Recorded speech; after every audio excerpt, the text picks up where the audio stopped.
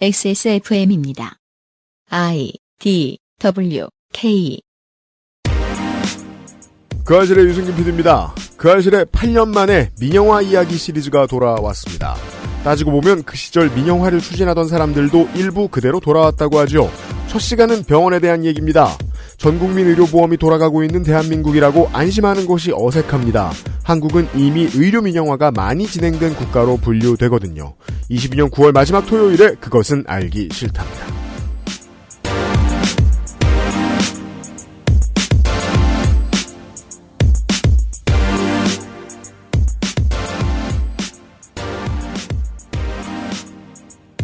잘 지내셨습니까? 지구상의 청취자 여러분, 주말에 인사드립니다. 저는 윤세민 에디터와 함께 있고요. 네, 안녕하십니까.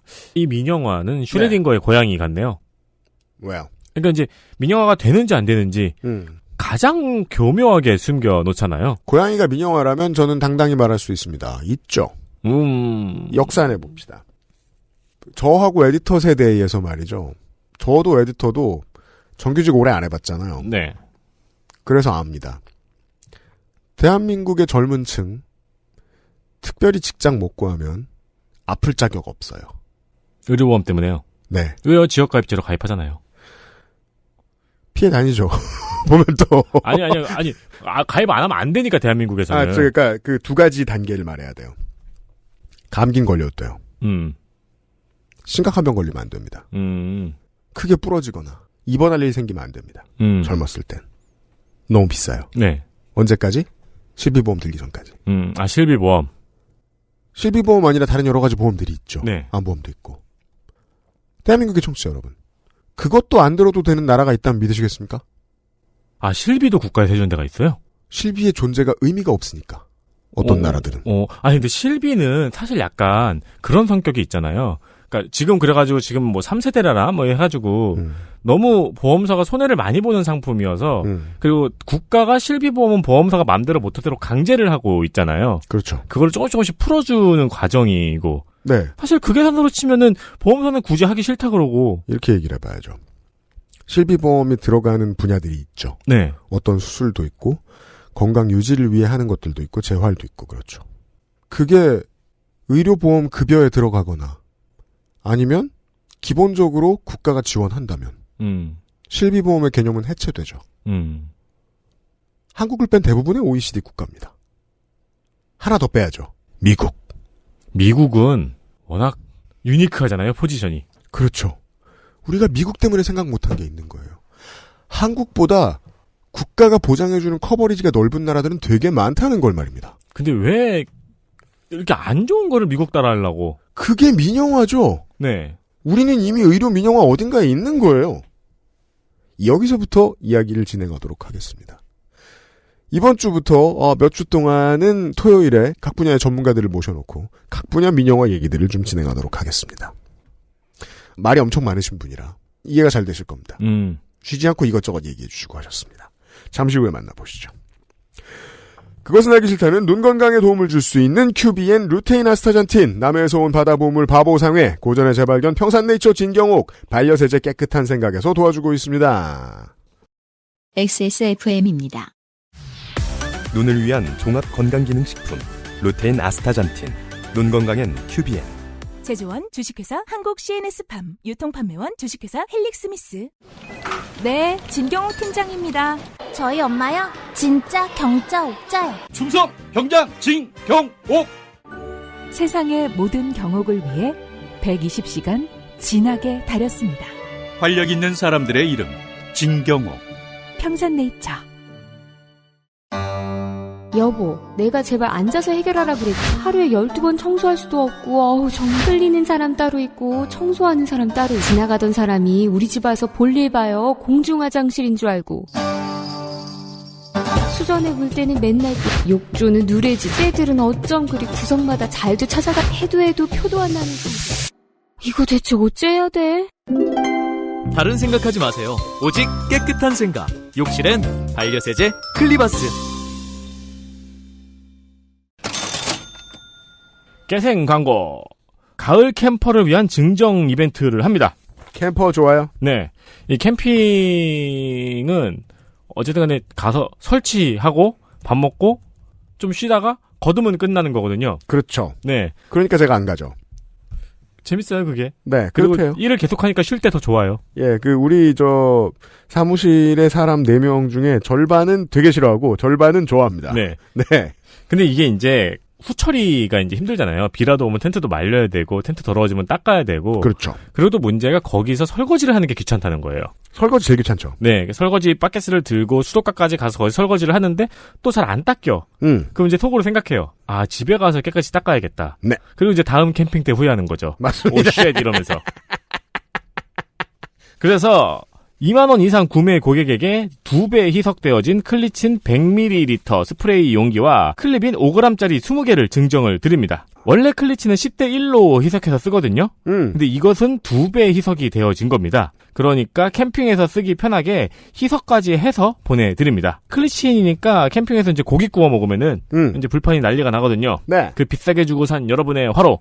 거기 이제 스프레이로 칙칙칙 뿌려가지고 네. 기름기 녹여가지고 싹 닦으시라고 보내드리는 거고요. 클립인은 텀블러, 커피포트 20번을 닦을 수 있는 양입니다. 맞습니다. 원래 우리가 클립인 사면은 이렇게 유산균처럼 나오잖아요. 엄마들 먹는. 네. 먹으면 안 돼요. 네. 그거 이렇게 스푼으로 떠가지고 이렇게 물에 넣으면은 발포 세정이 되는 거잖아요. 네. 이거 이제 캠핑 가서 쓰기 편하시라고 5g짜리로 소분된 거 20개를 보내드리는 겁니다. 그렇습니다. 다만 주의하실 점이 있습니다. 알루미늄 제품은 조금 거무스러하게 부식이 될 수 있으니까 사용을 피하는 것이 좋습니다. 그렇습니다. 뭐 연질 코펠 중에서 이제 알루미늄 코펠도 일부 있고, 네. 그리고 일부 거의 쌩인데 일부 알루미늄 재질의 텀블러도 있거든요. 그렇죠. 네. 사용을 자제하시고 스테인리스에 최적화되어 있습니다. 그렇습니다. 그래서 스테인리스 사시려고 깨끗한 생각 제품을 4만 원 이상 주문을 하시죠. 그러면은 광택제 500ml짜리를 줍니다. 그래서 저는 딱 보고 이름에 퍼니셔 이렇게 써있는. 피니셔죠. 그래서 저는 때를 응징한다는 것인가 그 생각했는데 예쁘게 된, 그러니까 깔끔하게 된 스테인리스의 표면을 반짝반짝하게 해주는 겁니다. 네. 네, 퍼니셔 아닙니다. 액세스몰에 있습니다. 액세스몰에 있습니다.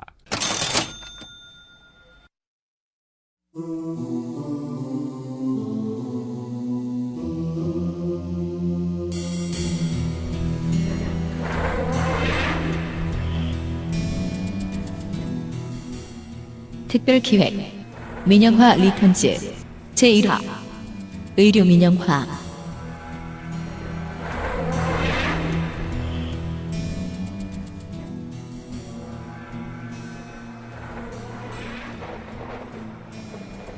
알려드린 대로 국감 전까지 이번 정부가 추진하고 있을 것이 분명한 여러 가지 분야의 민영화 문제에 대한 얘기들입니다.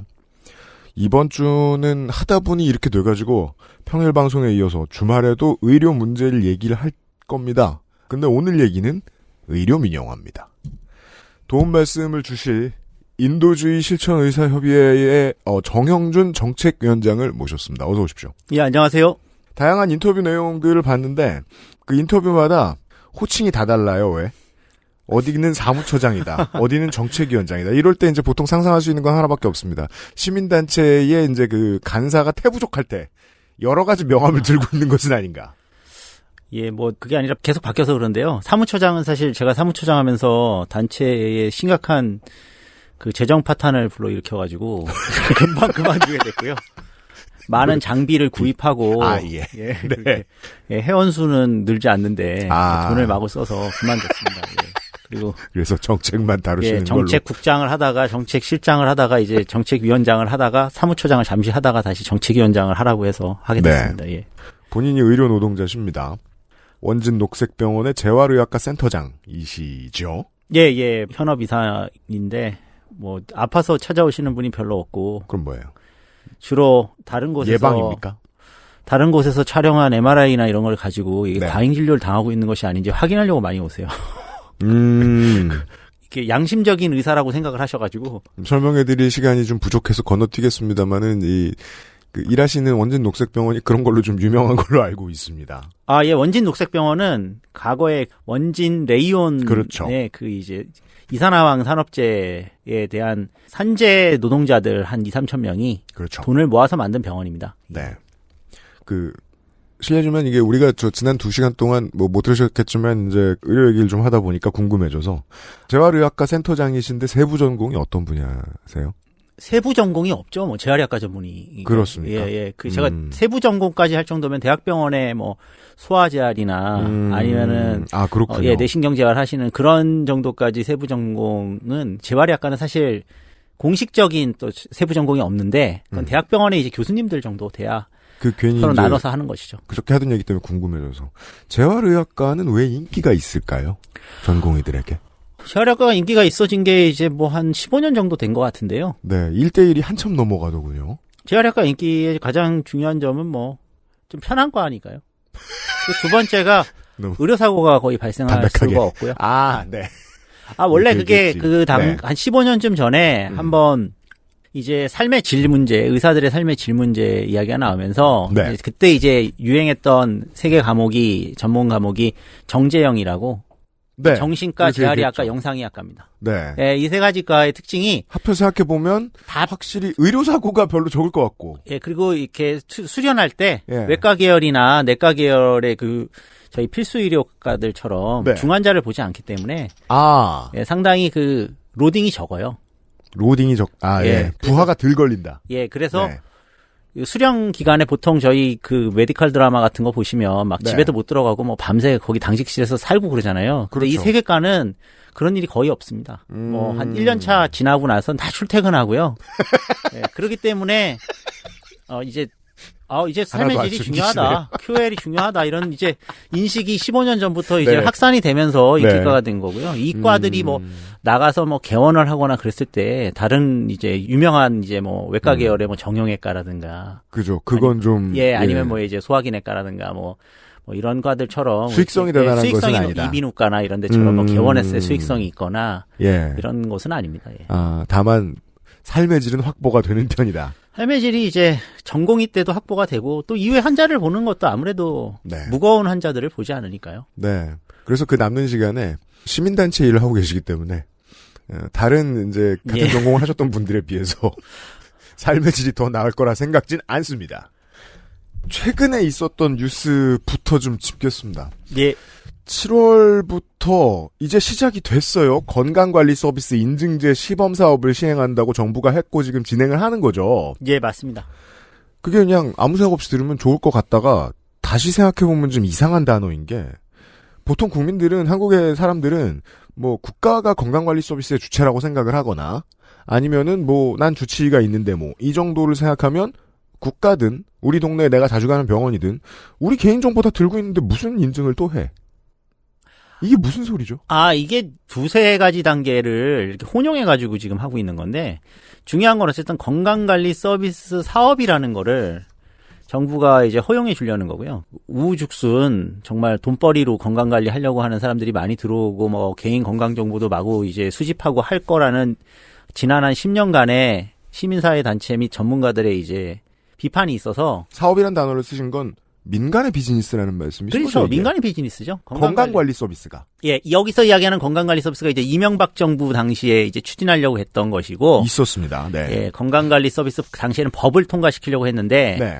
두 번 이제 당시에 두 국회의원이 국회에 상정을 했다가 어쨌든 통과되지 못한 네. 이후로도 계속 이제 이 서비스 산업을 하고 싶어 했죠. 그러니까 민간이 하는 것이고요. 더 정확하게는 민간 보험사가 제공하려고 하는 민간 보험사가. 예, 특정 상품입니다. 에드벌룬만 띄웠다가 사실상 정가용어로 에드벌룬이 찌그러진다고 하죠.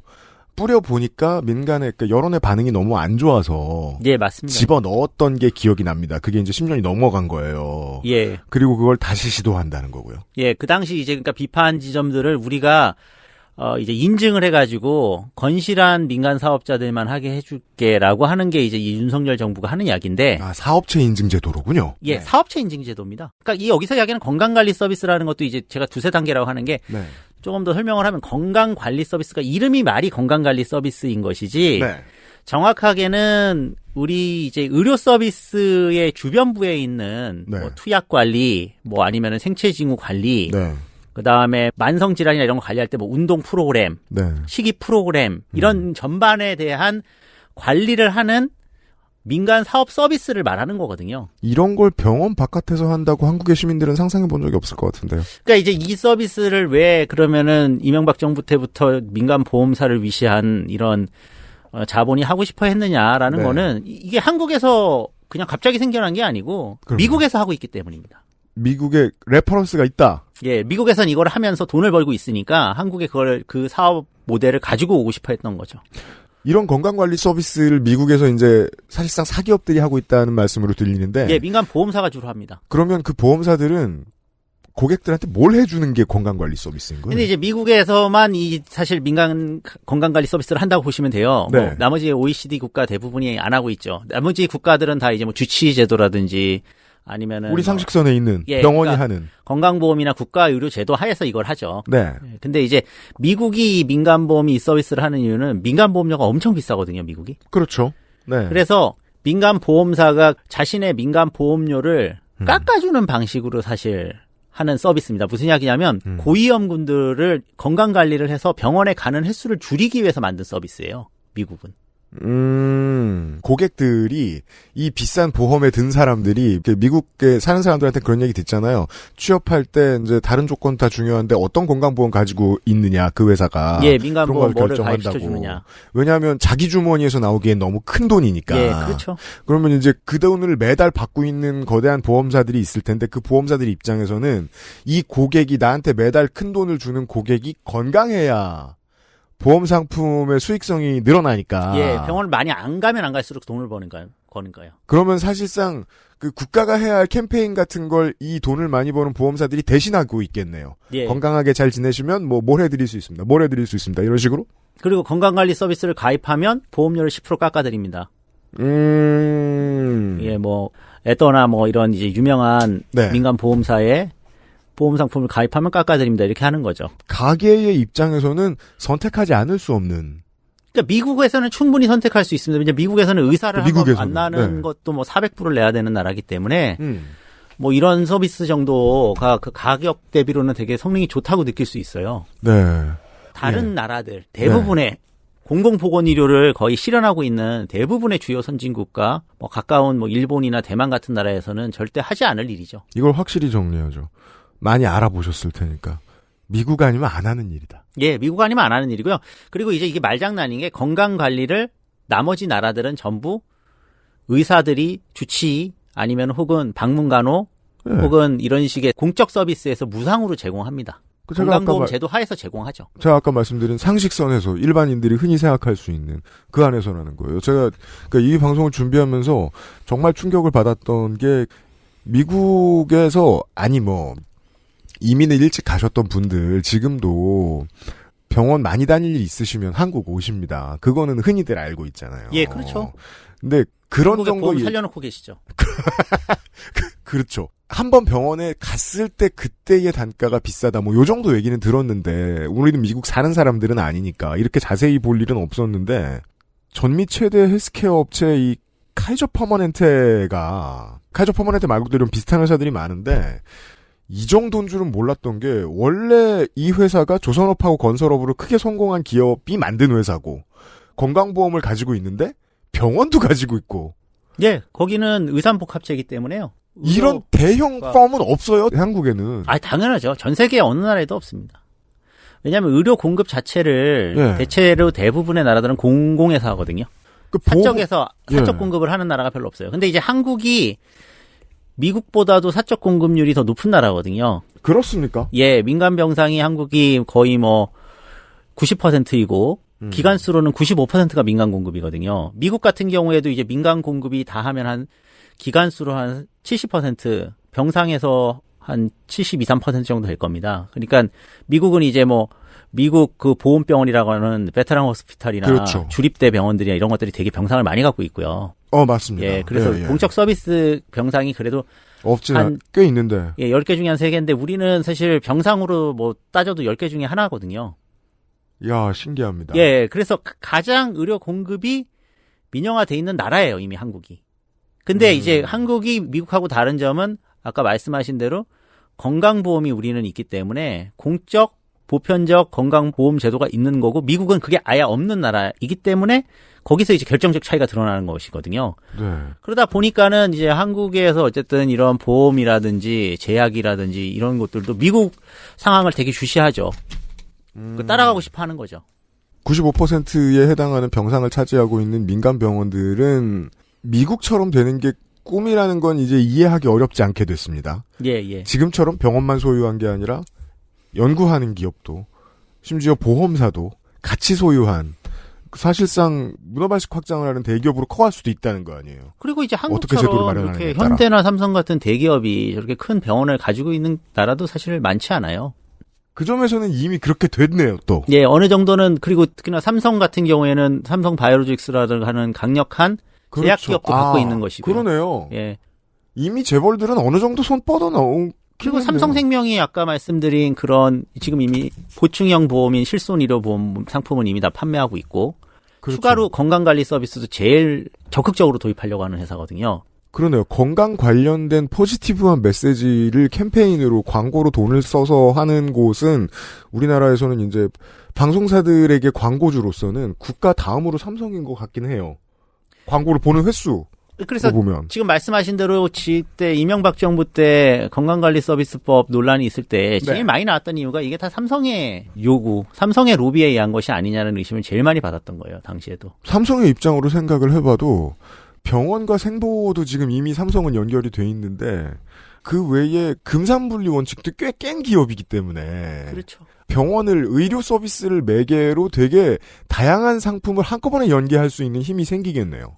삼성이 그렇게 이제 하려고 해서 여러 가지를 추진했다고 하는 증거들이 또 많이 있습니다. 옛날에 삼성생명에서 만든 보고서라든가 삼성 그 연구소에서 나온 자료들이 이제 한국에서도 보충형 보험이 이제 건강보험하고 경쟁하는 경쟁형 보험으로 가서 민간보험 시장을 이렇게 확대시킬 수 있다. 이런 보고서들이 다 있죠. 건강관리 서비스는 ULS랑 결합해가지고 뭐 원격의료랑 뭐 약 택배 배송 이런 거랑 결합해가지고 훨씬 더 시장이 커질 것이다. 이런 보고서들이 다 있어요. 시장이 열리기만 하면 빠르게 튀어나갈 로드맵은 되게 오래전부터 꾸준히 준비해왔다는 말씀이신 거예요. 그렇죠. 그리고 이제 삼성이라고 하는 기업이 조금 더 옛날 이야기를 하면 지금 이제 저 강북삼성병원이 옛날 이제 고려병원인데 네, 그렇죠. 고려병원이 이제 1969년 70년에 이제 개원한 병원입니다. 그렇군요. 당시에 이제 한국이 그렇게 잘 살지 못하던 시절에 박정희 정부 시절에 저 병원이 이제 그 이병철 회장의 큰 사위 그러니까 큰 딸의 남편이 의사였어요. 그래서 이제 그분을 원장으로 해가지고 만든 병원인데 당시 저 병원 자체가 고위직 부자들을 위한 럭셔리 병원으로 만든 거거든요. 당시로는 되게 고급 병원으로 고려병원이라고 하는 병원을 지은 겁니다. 그 당시로 말하면 서울 시내 아주 좋은 터니까요. 그리고 1970년은 방송 들으신 분들 생각해 보시면 한국이 1977년에 직장건강보험을 도입했고 그전에는 특히나 의사를 만나는 거는 돈 있는 사람들이 부르는 게 값이었기 때문에 예, 결국 그러니까 마음대로 할 수 있던 시절, 그러니까 미국처럼 의료를 공급할 수 있던 시절에 삼성이 이미 1970년에 국내에서 가장 좋은 병원을 만들었을 정도로 의료 사업에 깊은 관심과 관여를 하고 있었다는 점을 말씀드릴 수 있죠. 기업을 크게 하는 입장에서는 이걸 시장으로 보기 시작하면 그렇게 매력 있을 수가 없는 모양이에요.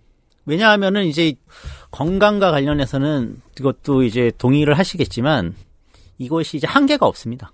그러니까 이 욕망의 한계가 없어요. 이거를 지금도 뭐 줄기세포부터 시작해서 뭐 안티에이징, 항노화 이런 이야기들까지 막 팽창시킬 수 있고. 그러니까 내가 뭐 더 건강해질 수 있고 더 건강해질 수 있는 거잖아요. 그렇죠.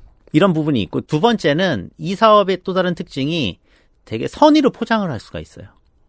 병원을 한다고 하면 제약 산업을 한다고 하면 저 사람 돈벌이를 하기 위해서라고 생각하기 전에 내가 국민 건강과 인류 생명에 이바지하기 위해서라고 할 수 있는 거죠. 되게 이미지가 좋아요. 예를 들면 삼성병원이 그 일원동에 있는 저 큰 병원이 삼성생명 공익재단이 가지고 있는 병원이거든요. 근데 저기는 이제 삼성에서 사장도 보내는 말도 안 되는 병원인데 저 삼성생명 공익재단이 운영하는 병원이니까 예전에 메르스 때 문제가 생겼을 때 지금 이제 이재용 회장, 그 당시 이제 이재용 부회장이 나와서 국민사과를 했단 말이에요. 그렇죠. 근데 그 이상한 거죠. 보통 외국에서는 대기업이 병원을 한다고 하면 자신네들이 이렇게 기부를 해서 그것이 어떤 특정 사회복지법인이 그걸 운영하고 그 사회복지법인 이사장이 나와가지고 뭐 사과를 할 수 있겠지만 그러면 삼성생명 공익재단의 이사장이 이재용이거든요. 그럼 이재용 씨가 삼성생명 공익재단 이사장으로서 가질 수 있는 거는 병원 사업한다고 하는 이미지가 있고, 또 하나는 삼성생명 공익재단이 삼성생명 전체 주식의 한 5%를 갖고 있어요. 네. 그럼 5%에 대한 의결권을 아무런 상속세나 아무것도 내지 않고 이재용 회장이 가져가는 거죠. 보통 그러니까 그런 식으로 이제 다 이용해서 가져가는데, 만약에 이 삼성생명 공익재단이 다른 사업을 하면서 그렇게 막대한 주식을 가지고 있다고 하면 어떻겠습니까? 그러니까 이 어떤 건강 바이오 산업의 두 가지 측면 중에 대단히 포장하기가 좋은 점, 이런 것들을 다 노리고 있다고 저는 생각합니다. 여론전에 얼마나 유리하냐는 그 비즈니스가 얼마나 클 수 있느냐를 말하는 척도 중에 되게 중요한 거긴 하죠. 예. 부자들이 캥기지 않게 장사하고 싶은 이유는 여러 가지가 있겠지만, 캥긴다는 건 여론전에서 불리하다는 거고, 여론전에서 불리하면 별의별 일이 다 생기기 때문에 그 점에 있어서 의료 서비스 산업은 매력 있군요. 그러니까 무슨 다른 산업이다. 당장 그 옆에 있는 보험이다. 투자 관련된 것도 요즘은 삼성이 하니까. 예. 그런 광고는 여론을 두려워하니까 입법부에서도 법으로 정해놔요. 이런 거 주의하고 저런 거 주의하라고 큰 글자로 써놓으라고. 예. 그리고 하고 싶은 얘기 길게 못하고. 이걸 했을 때 뭐가 좋은 일이 생기는가에 대해서도 돌리고 돌린 메시지밖에 못 내보내고. 근데 의료와 관련된 광고는 그냥 마냥 꽃길처럼 이쁘게 포장할 수 있네요. 그래서 이제 이런 병원을 사실 본인들이 되게 영리적으로 운영하거든요. 삼성서울병원을 뭐 공익적으로 운영하는 게 아닌데도 기업이 돈 벌어서 비싸죠. 사회에 환원했다는 식으로 포장할 수가 있는 것이고요. 그리고 좋은 일 한다고 이제 계속 이렇게 선전할 수 있는 거죠. 저는 그게 재밌었던 게, 아직 민영화가 많이 진행되지 않은 분야라고들 한국 시민들이 흔히 생각하는데, 그래도 탑5 중에 이 삼성의료원이나 아산병원은 흑자가 나잖아요. 이미 흑자가 나죠, 당연히. 뭘 사회가 환원해줬구만, 돈을. 뭘 사회에 환원한다는 것인지. 그리고 한국의 이 병원들이 진료 수익이 나지 않는 곳들조차 부대 사업으로 다 수익을 남길 수 있기 때문에. 근데 보통 장례식장 주차장이 그렇게 센지 몰랐어요. 내부 임대 사업도 그리고 상당한 수준이고, 아산병원 같은 데는 지하가 전부 쇼핑몰이지 않습니까? 그거를 작년인가 재작년에 팬데믹에 손님 없을 때 틈 타서 서울대병원이 따라했더라고요. 쇼핑몰을 만들었더라고요. 아니 서울대병원이 그런 걸 따라한 지는 오래됐습니다. 96년인가 한국 병원 최초로 그 소아병동 1층에 그렇죠. 버거킹 입점시킨 게 그래요? 버거킹은 몰랐네요. 아직 이제 소아과 병동에 있는 아이들 중에 소아백혈병 환자들이나 이런 애들이 많잖아요. 걔들이 얼마나 햄버거를 먹고 싶겠어요? 그렇죠. 예. 그런 식의. 네, 근데 그게 정말 의사들이 차마 애들한테 권해줄 수 없는 그런 식품을 판매하는 패스트푸드 가게를 지하에 입점시켰던. 그래서 이제 그걸 서울대병원 노조에서 강하게 문제 제기를 계속해가지고 결국 쫓아냈거든요. 그런 말도 안 되는 짓을 국가 최고의 국립대병원이 했던 나라입니다, 이 나라가. 지금은 그 비슷한 자리에 던킨이 있더라고요. 그 이외에 저도 한번 예전에 그쪽 또 가봤더니 제과점이 있고요. 네, 그렇죠. 그러니까 계속 뭔가 이 의료의 본류라고 할 수 있는 국민의 권리인 이 건강유지 그리고 건강관리를 위해서 공적 서비스를 제공할 생각이 아니라 이걸 어떻게 사업화해가지고 수익을 더 올릴까, 이것만 계속 생각을 해왔던 거예요. 국립대병원이 그 정도니 삼성의료원이나 아산병원이 어떻게 운영을 했겠습니까? 한국에 사는 시민들이 이제 의료 민영화에 대해서 가지고 있는 편견, 예를 들면 이제 제가 생각하는 거는 우리는 아직 그 정도는 아니다라고 생각하시는 분들도 많고, 실제로 큰 병 없이 살고 있는 월급쟁이들이 동네나 사무실 근처 병원 가서 내는 돈은 여전히 적단 말이죠. 시민들의 느낌은 그 이상을 넘어갈 수가 없습니다. 호기심은 그 이상을 넘어갈 수가 없습니다. 그런데 우리가 이제 어제하고 그제 시간에 숫자를 많이 얘기했듯이 숫자를 얘기하면 진실이 많이 드러나는데, 한국의 건강보험 보장률이 64.2%라는 게 이게 2019년 기준이랍니다. OECD 평균에 한참 모자란다는 보도를 몇 번 보고 제가 그때부터 머릿속에 불이 켜진 거예요. 이게 대체 무슨 소리냐. 보장성이라는 거는 우리가 실제로 100만 원 정도의 의료 서비스를 받았을 때 이제 건강보험 아니면 국가나 사회가 제공하는 공적 시스템이 얼마를 제공하느냐인데 그게 이제 한 63% 정도, 63만 원을 제공하고 제가 37만 원을 내야 된다라는 이야기예요. 환자 부담금을 환자 부담금인 그게 다른 무엇이 됐든지 그걸 이제 총체적으로 계산한 값인데요. 근데 이제 그렇게 이야기를 하면 국민들이 미리 조금 더 이야기할게. 한국에서 그런데 왜 그러면 이렇게 그 OECD에서 가장 거의 미국 다음으로 낮은 수준의 보장성인데도 국민들이 이렇게 크게 문제를 생각하지 않느냐. 그러니까요. 괜찮다고 생각하냐. 예. 건강보험. 그건 두 가지 측면이 있는데 먼저 첫 번째로는 하나는 미국하고 맨날 비교하기 때문이거든요. 미국에 이민 간 사람, 미국에 유학 간 사람, 뭐 네. 미국에 유학 간 사람 뭐 배 아파서 응급실 갔더니 뭐 1,000불 냈다, 2,000불 냈다, 뭐 1,000불이 뭐예요? 10,000불도 낼 수 있어요, 거기는. 뭐 그런 것들. 그러니까 멀쩡한 나라들 다 냅두고 계속 지옥이랑 비교하고 있다. 정말 망가질 대로 망가진 데랑 예. 저희도 많이 망가져 있는데 서로 비교하면서 이제 위안을 삼고 있는데 그렇게 되는 게 이제 한국에서 대부분 해외에 유학을 가거나 뭐 아니면 또 가족들 중에 이민을 가거나 하는 곳이 미국이 많기 때문이고요. 그렇죠. 예, 자연스럽게 이제 한국이 미국과 이제 연결성이 크기 때문에 그런 거예요. 그게 하나가 있고 두 번째는 우리 이제 고령층이나 이런 분들은 건강보험 제도가 이제 전국민 건강보험 88년 전에 경험이 있어요. 돈이 많이 들어갔을 때 경험이 있습니다. 아플 때 집안이 망하는 것을 목도한. 그런 경험들 때문에 이제 많이 좋아졌다고 생각하는. 그러니까 좋아지고 있었던 거기 때문에.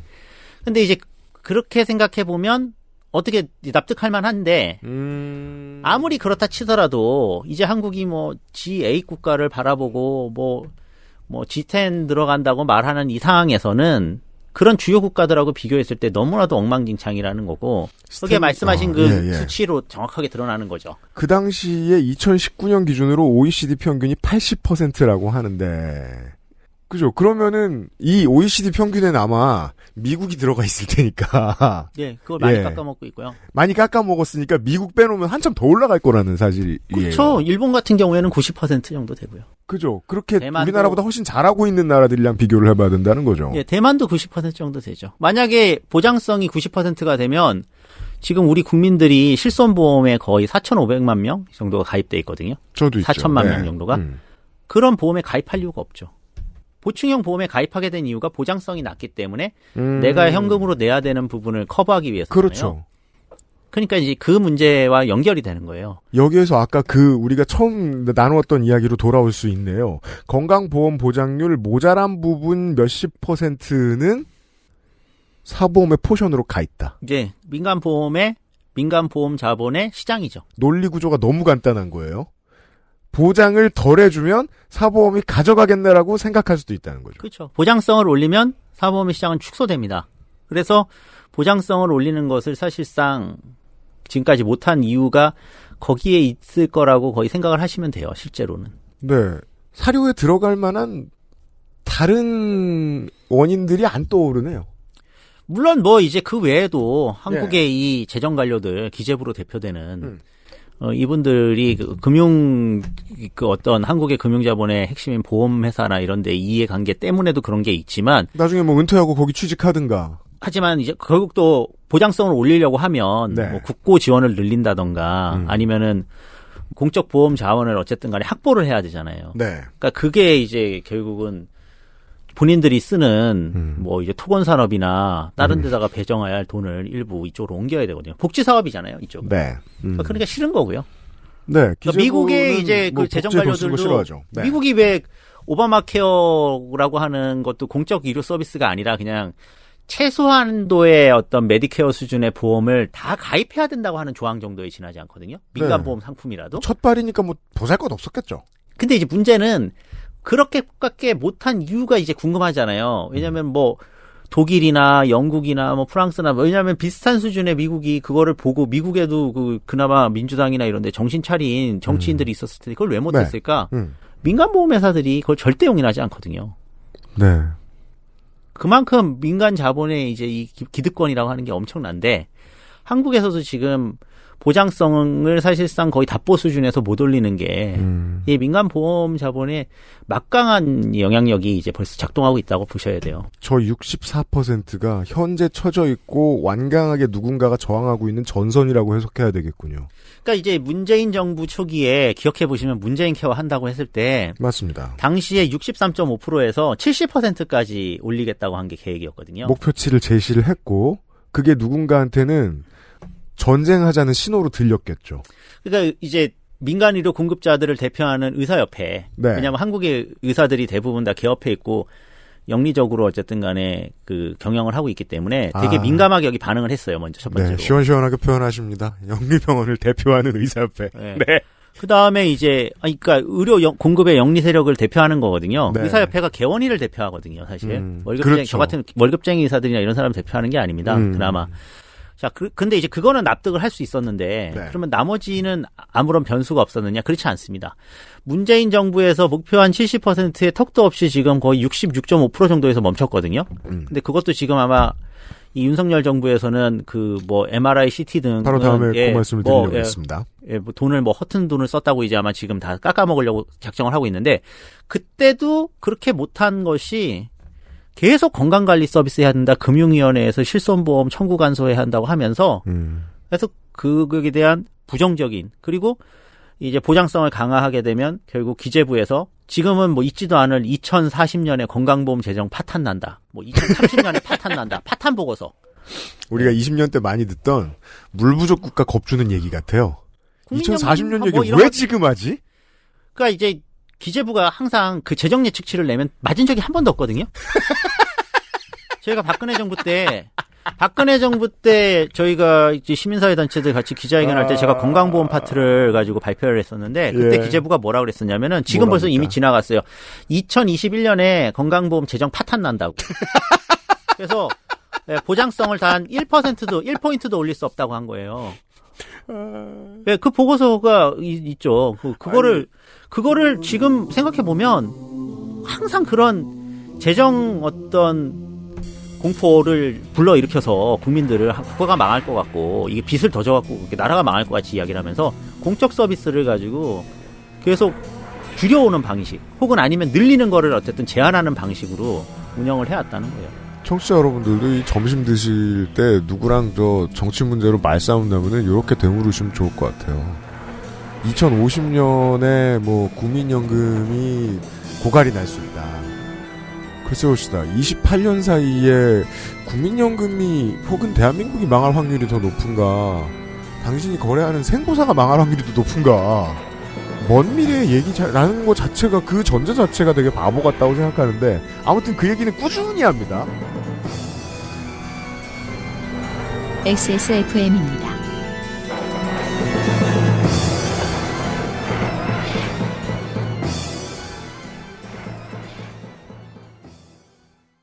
건강기능식품 광고입니다. 또 시작이야. 환절기만 되면 힘드네. 면역 과민 반응? 그치? 나 지금 과민한 거 맞는 거지? 자, 이거 먹어봐. 면역은 밸런스를 잘 맞춰줘야 되거든. 기억해. 면역 밸런스. 아무렇지 않은 하루 큐비엔 면역 밸런스엔 달의 추출물.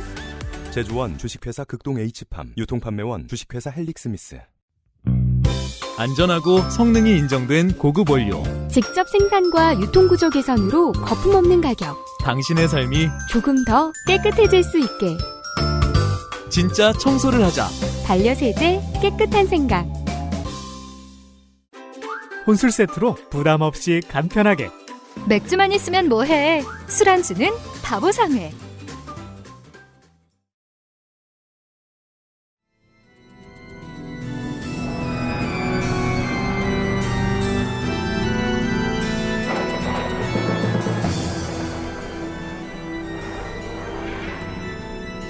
개혁을 하고자 했을 때 내부의 적이라면 지난 정권으로 말할 것 같으면 기재부나 금융위가 있었을지도 모르겠다.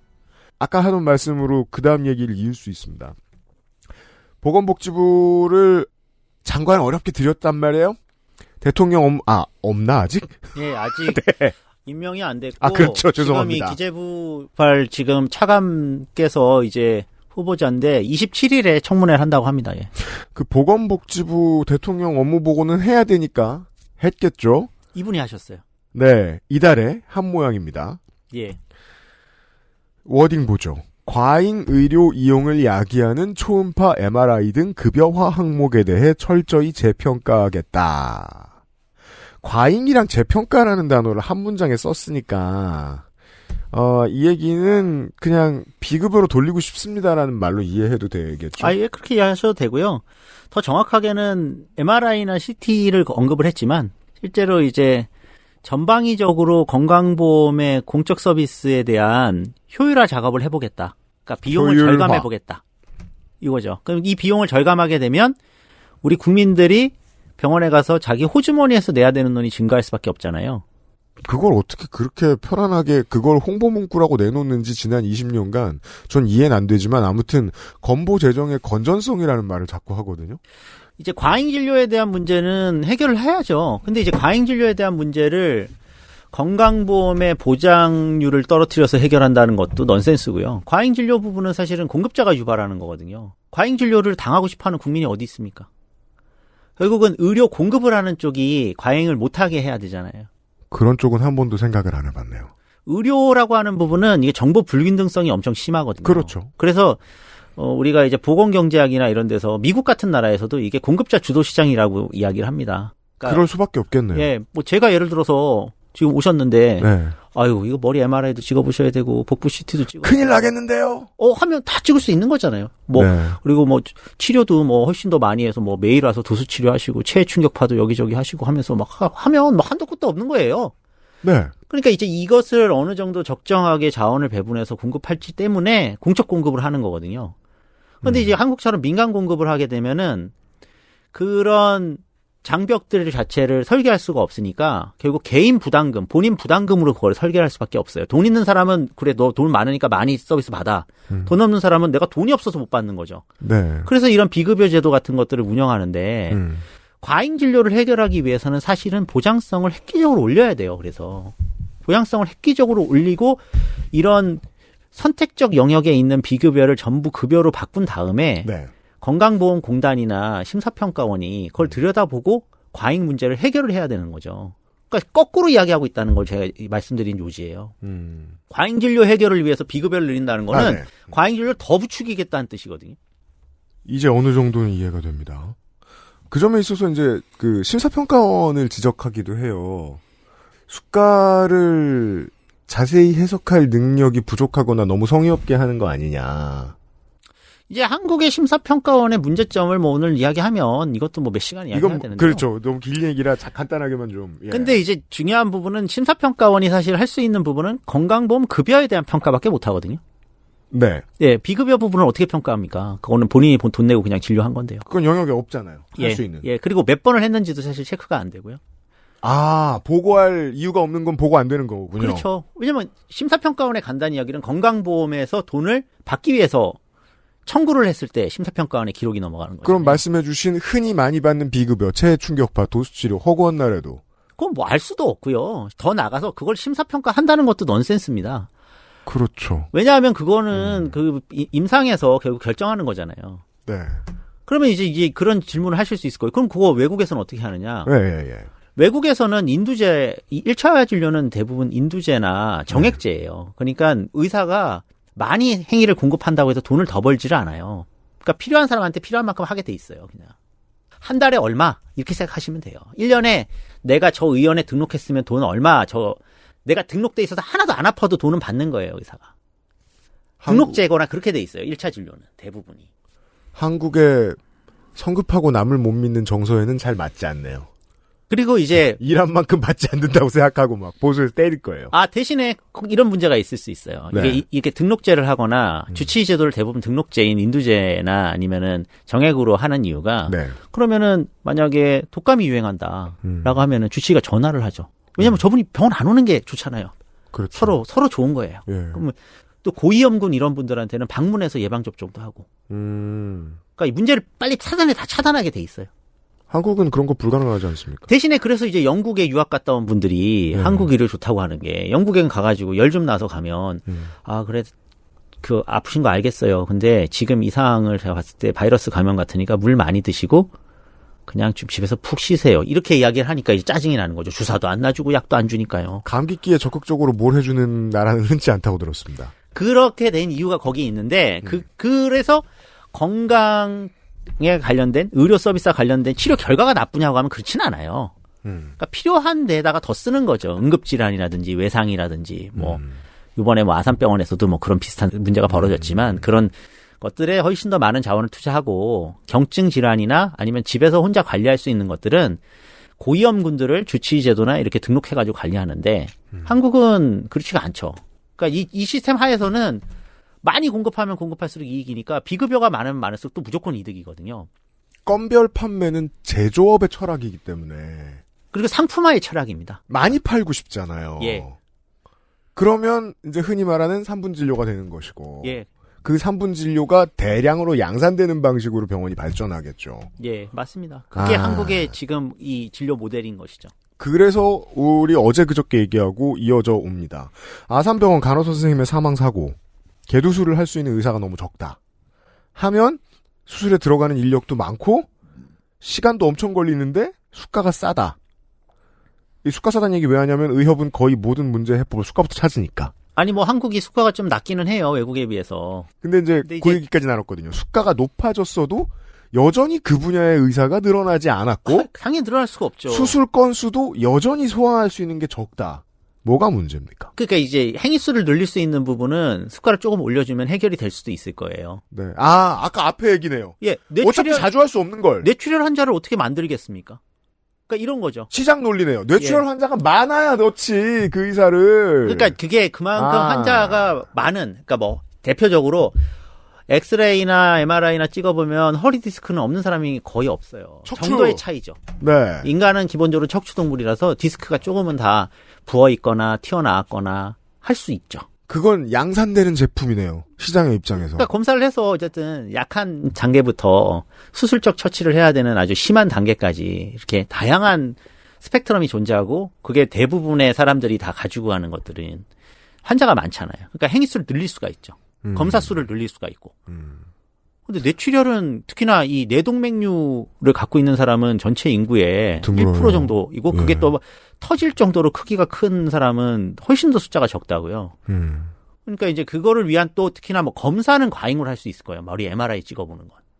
그렇죠. 네.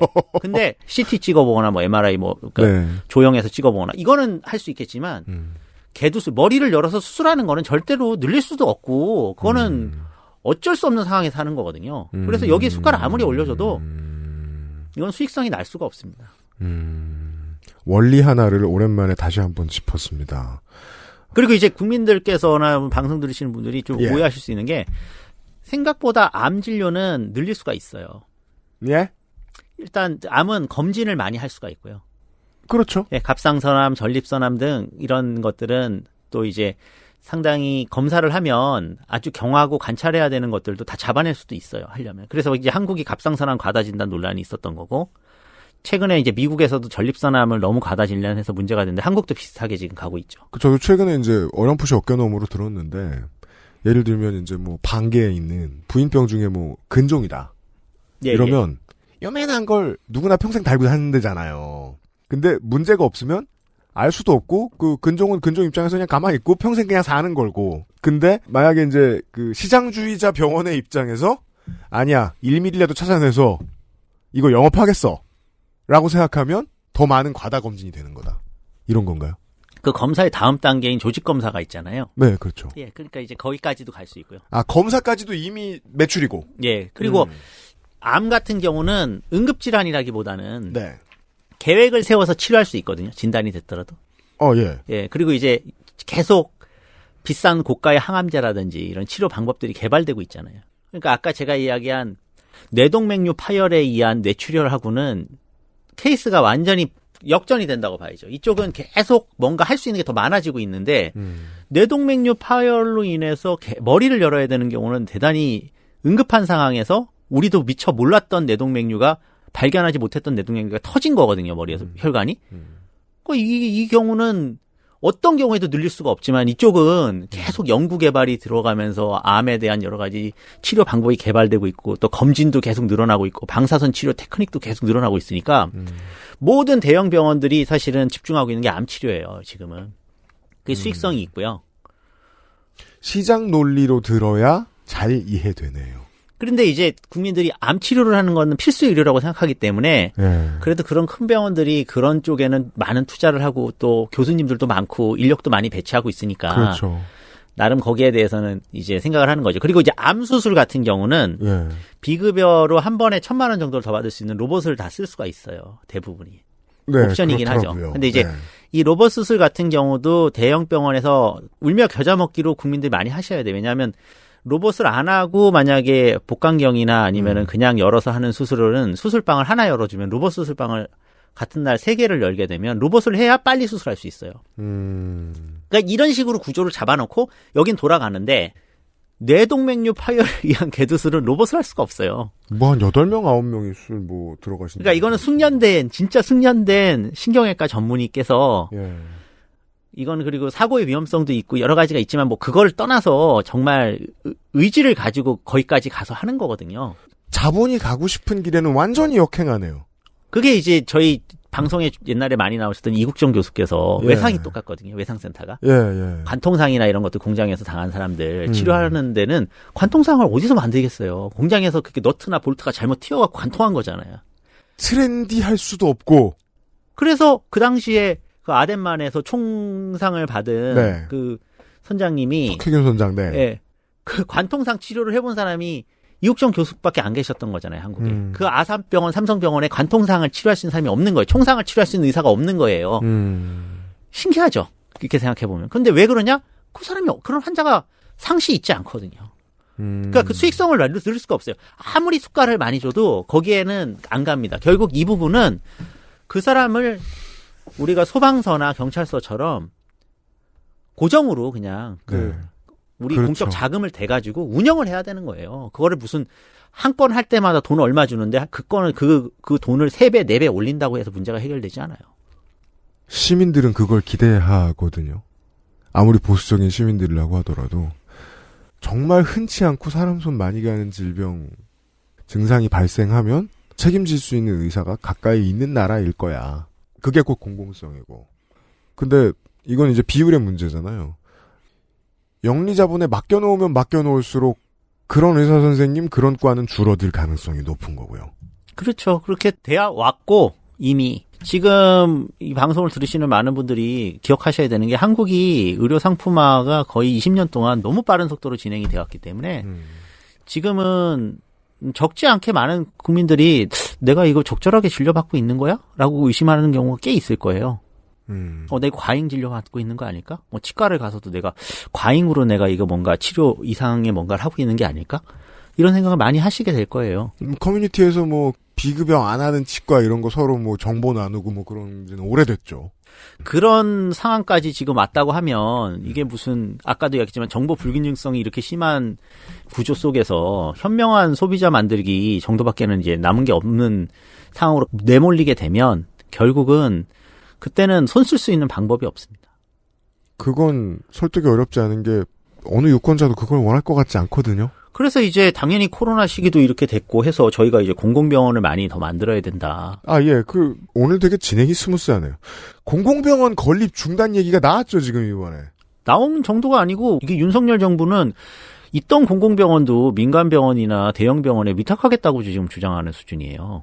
위탁은 무슨 개념입니까? 위탁은 이제 M&A인가요? 뭐 기업으로 말하면? 공공 서비스들 중에 위탁하는 경우가 가끔 있지 않습니까? 아, 네. 예, 뭐 공익 서비스 그 민간 기업이나 이런 데다 그런 식으로 병원을 직접 이제 공익적이나 공공적으로 운영하는 게 아니라 이게 수익성 있게 경영 마인드 가지고 운영하라고 위탁해 주는 거죠. 뭐 도시에서 말할 것 같으면은 음식 쓰레기 수거업체 공공 서비스인데 관의 돈으로 회사에다 줘온단 말이에요. 예. 물론 그거는 뭐 돈을 크게 버는 사업은 아니, 실제로 뭐 그것도 뭐 아파트면 아파트 단지에도 돈을 받고 관에도 돈을 받고 뭐 이런 식으로 합니다만 누가 이게 사업 모델이라고 생각했을 때 누구에게도 사업 모델이 아니었던 공공병원이 누군가에게 이제 사업 모델이 될 수 있게 된다는 거예요. 이제 그렇게 위탁을 하게 되면 그런 데서 이제 수익성을 남기는 어떤 패턴으로 그 병원을 바꿀 수도 있고요. 제일 문제는 두 번째는 바꾸지 않더라도 또 본인이 그거를 이용해서 부수적으로 본인의 인력 구조나 이런 것들을 이제 재편할 수 있는 도구로도 쓸 수 있거든요. 그게 뭡니까? 과거에 서울시에서 이제 지금 이제 시장인 오세훈 시장이 예전에 10년쯤 전에 시장을 하지 않았습니까? 그때 이제 서울에 이제 저쪽에 신정동에 있는 공공병원인 선암병원을 이대 목동병원에 위탁한 적이 있습니다. 아, 그래요? 예, 그 병원을 직접 서울시에서 운영하지 않았어요. 공공병원인데도 불구하고. 특히나 서울에 있는 이제 보라매 병원 같은 경우는 그래도 서울대병원한테 위탁을 했는데 이 병원은 이대 목동병원이라는 사립대병원한테 위탁을 했거든요. 위탁을 했더니 그 주변에 아파트가 되게 많고 네. 했었는데 그 주민들이 소아과 진료를 위한 소아과 의사를 좀 소아과를 개설해달라라고 했는데 이대목동병원이 수익성이 없을 것 같으니까 계속 개설을 안 한 거죠.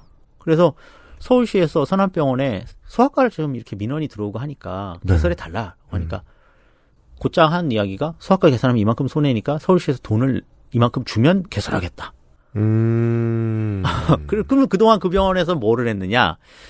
이대목동병원이 지금은 마곡에 병원을 하나 지었습니다. 네. 사람들 근데 병원을 하나 지으면 병원에 새 병원에 들어가야 되는 여러 가지 뭐 의사, 간호사 이런 사람이 한 번에 다 수급이 안 되니까 이 사람들을 좀 본인들이 잡아놓고 있어야 돼요. 한 번에 이 사람들을 고용하기가 쉽지 않아요. 그 정도 큰 병원을. 네. 그래서 이제 그런 의사나 간호사나 이런 사람들이 이 개원할 때까지 개원 준비도 하면서 손도 풀면서 하는 병원으로 이걸 돌린 거죠. 서남병원을 이용한 거죠. 그래서 그걸 이제 흔히 저희 이제 업계 용어로 식민지 병원. 이제 식민지 병원으로 만든 거죠. 적당한 표현이네요. 예, 식민지 병원으로 썼던 거예요.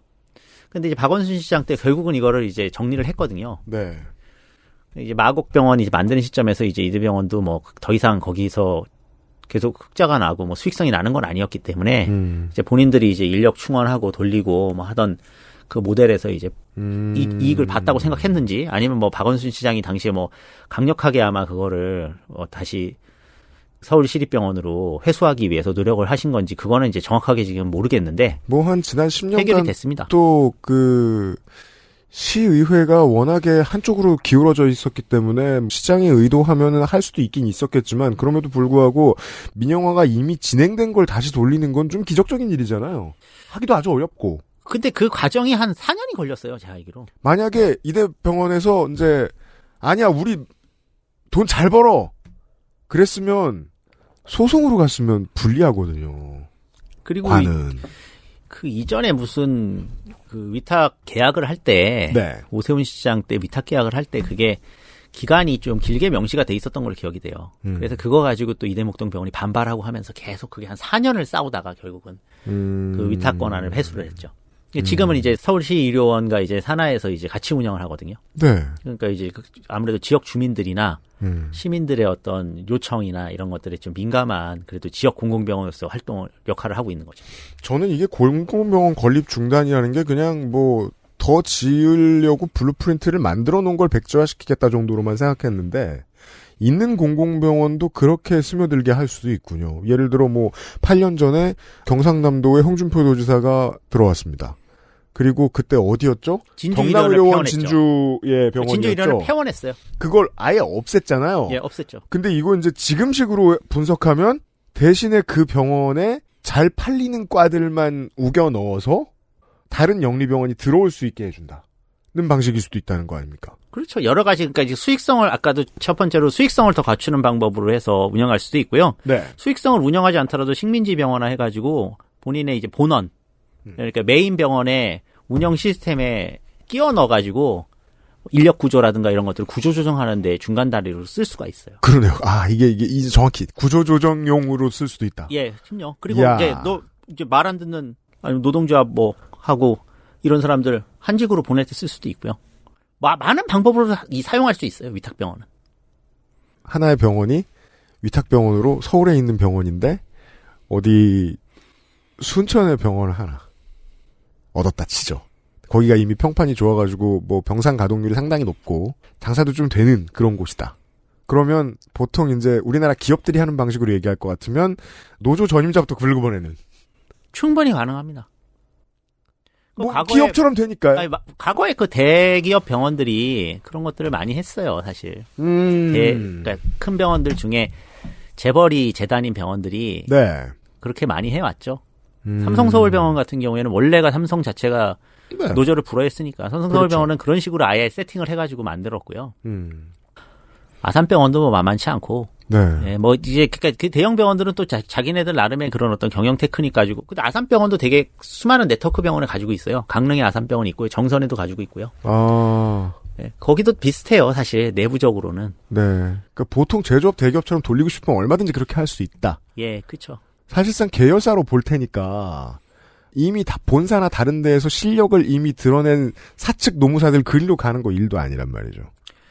그런 상황 속에서 이제 사실 보건사업장의 노동조합이 한국은 대단히 조합원은 계속 늘어나죠. 왜냐하면 이제 병원 산업이 노인이 많아지다 보니까 운영이 계속 확대가 되니까 그 보건의료 인력이 더 많이 필요하잖아요. 사실 뭐 간호사도 더 많이 필요하고 치료사도 더 많이 필요하고 의사도 사실 훨씬 많이 필요한 나라인데 의사도 결국 어쨌든 늘어나고 있는 거고요.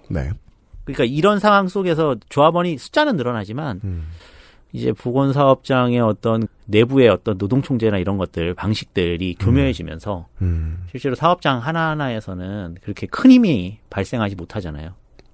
요즘에 최근에 뭐 혹시 뭐 대형 병원 뭐 파업했다 뭐 이런 거 듣는 병원 많지 않을 겁니다. 그렇죠. 이제 민영화라는 건 어떻게 보면 하나의 철학이고 가치고 방향성이라는 생각이 드네요. 그렇죠. 총체적으로 여기저기에서 모습을 변화하게 만들어요. 자, 우리가 시간을 많이 써가지고 이게 아직 몇 가지가 남긴 했는데 나머지는 빨리 해봅시다. 예. 마지막 이슈가 건강보험 국고 지원 법안 일몰제를 모른 척하기입니다. 예. 그게 저도 이제 이거 처음 공부하면서 이제 보다가 야당에서 민주당에서 일몰제 폐기 관련 법안을 냈다길래 이게 뭔 소리냐.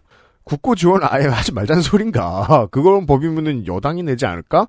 이렇게 하고 궁금해서 이 목포 김원희 의원의 발의 법안을 보니까 일몰제를 없애자는 얘기였더라고요. 그냥 항시 국고를 넣자. 예, 그런 법안이 나온 지는 뭐 벌써 15년이 됐죠. 처음에 이 법안이 만들어졌을 때부터도 많이 있었습니다.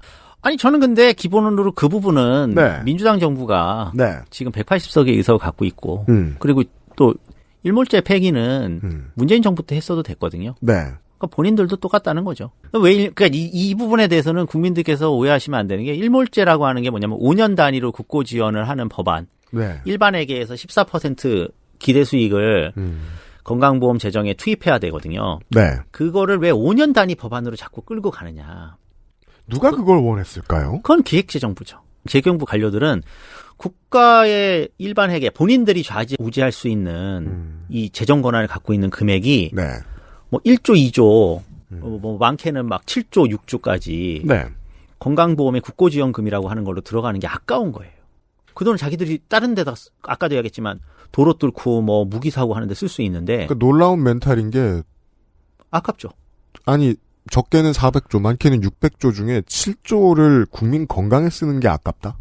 그러니까 이거를 사실 거꾸로 생각해 보시면 국고 지원이 지금 우리가 일반에게 14%인데 대만 같은 경우에 국고 지원이 일반에게 36% 이상으로 되어 있어야 그 법이. 그러니까 대만의 보장성이 높을 수 있는 이유는 대만에 있는 대만 사람들이 우리보다 건강보험료를 많이 내서 재정이 풍부한 게 아니고요. 조세에서 조달돼 있는 국고가 많이 들어가는 거예요. 그리고 여기서 또 하나는 조세나 건강보험료나 똑같다고 주장하는 사람이 있는데 그렇지 않습니다. 조세가 훨씬 더 누진적이죠. 건강보험료는 정률이에요. 지금 다 똑같은 퍼센테이지를 내고 있고 상한선도 있고 하한선도 있기 때문에 그게 맥시멈으로 나가지 않지만 조세는 예를 들어서 재산세에도 부과가 되고요. 그렇죠. 부가가치세에 부과가 되고요. 당연히 돈이 많은 사람이 더 많이 소비하죠. 부에서 넘어오는 비율이 높죠. 소득세 같은 경우는 누진세입니다. 거기다가. 부자들은 35%, 38%, 40%까지 세금을 내고. 그렇죠. 그러니까 조세가 훨씬 더 누진적이에요. 조세가 건강에 투입되는 게 정의로운 측면도 꽤 있다는 말씀인 겁니다. 대부분의 국가들이 조세를 건강보험을 유지하는 나라들이 다 조세를 훨씬 많이 투입을 하죠. 일본 같은 경우에도 거의 전체 건강보험 재정의 40%는 조세고요. 이렇게만 들으면 일본이 되게 진보적인 국가처럼 들리기 시작합니다. 일본이 우리보다는 훨씬 더 사회보장이나 복지제도가 잘 돼 있고 독일식 사회복지제도를 빨리 도입해가지고 그 시스템화돼 있는 건 맞죠. 우리는 그런 시스템화를 하기 전에 우리는 일본을 되게 따라가고 있는 것처럼 보이지만 그런 제도들을 도입하는 그 찰나찰나의 미국식 이런 민영화 아니면 시장화 작업들이 투입이 되면서 이게 완전히 개판이 되고 있는 거거든요.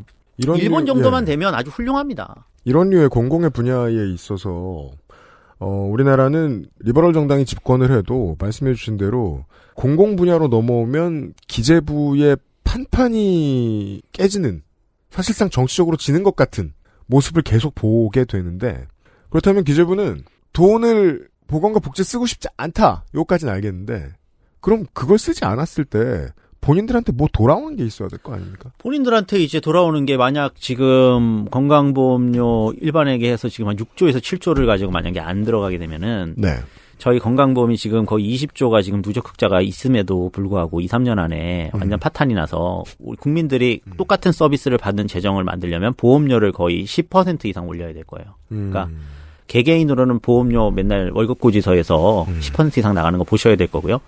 그다음에 그렇게 안 된다고 하면 보장성이 떨어질 수밖에 없죠. 네. 그러면은 뭐가 좋냐면 민간보험이 좋은 거죠. 아까도 얘기했지만. 민간보험이 좋고 본인들 기재부 관료들이 이후에 사모펀드 관리한다든지 아니면은 이후에 가서 그 가는 뭐 삼성생명이나 그런 금융권 갔을 때 좋은 거죠. 본인들하고 다 좋은 거예요. 그러니까 이 금융 관료들이나 금융권에 있는 사람들 좋은 거죠. 결정권을 가질 만큼 승진한 모피아의 입장에서는 복지를 늘리지 않는 것이 본인들에게 직접적인 잭팟으로 돌아올 수 있다는 설명인 겁니다. 그죠? 예, 그것도 가능하고 또 개념적으로도 본인들이 이제 그 민간 금융의 어떤 확대, 네. 전반적인 확대, 시장의 확대, 이 부분이 이제 뭐 금융위원회나 이런 쪽에 몸담았던 사람들의 공통된 이해관계이기 때문에요. 이거를 공적 서비스로 돌리게 되면은 사실 행정관료들이 훨씬 더 많은 파워를 가져가잖아요. 그걸 싫어하더라고요. 뭐랄까요? 공익의 측면에서 볼 때는 놀랍도록 근시안적이거든요.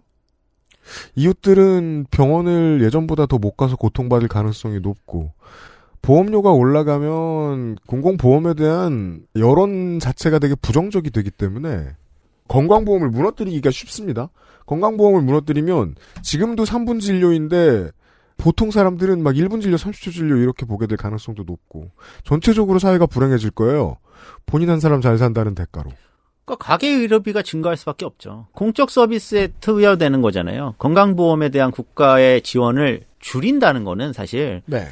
그만큼을 우리가 개개인이 다 n분의 1 해가지고 뭔가 내야 된다는 걸 이야기하는 거기 때문에 근데 아까도 이야기했지만은 조세가 훨씬 더 누진적이고 훨씬 네. 더 정의로운 어떤 재정 확보 전략인데 네. 그 부분을 가지고 그렇게 훼손시키는 것 자체는 심각한 문제죠. 근데 이 부분은 어쨌든 지금 기재부는 그래서 보장성을 축소하고 네.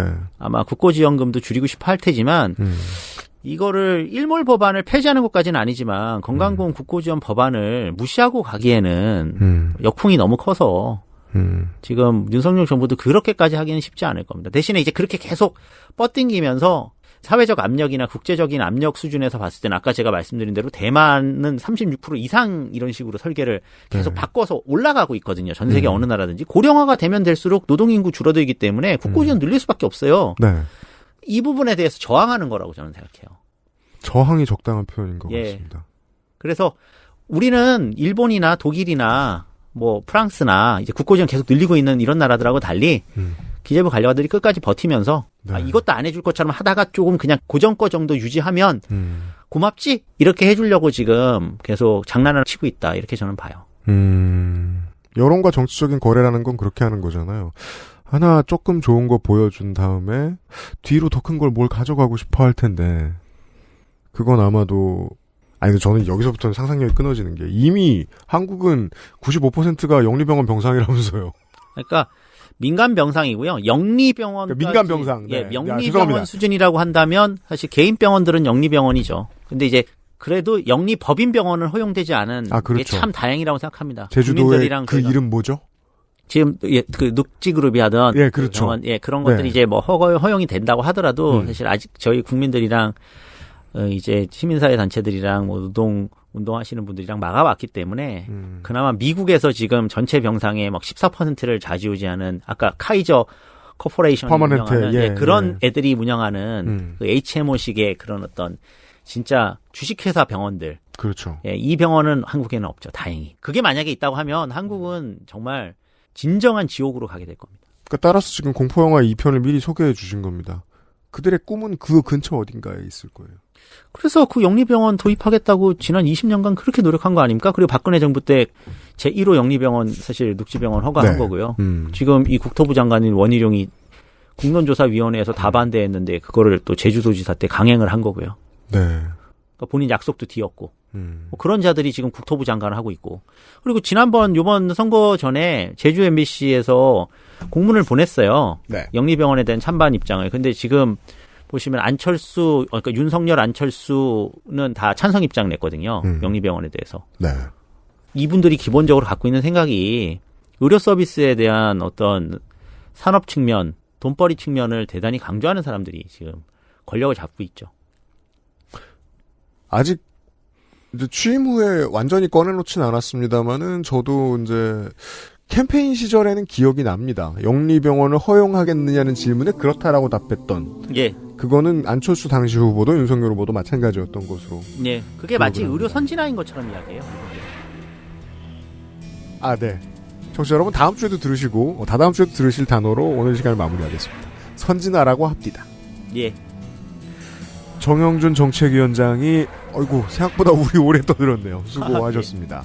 궁금한 일 있으면은 언제 또 모셔도 되나요? 예, 언제든지 불러주십시오. 예. 시간 내주십시오. 감사합니다. 예, 감사합니다. XSFM입니다.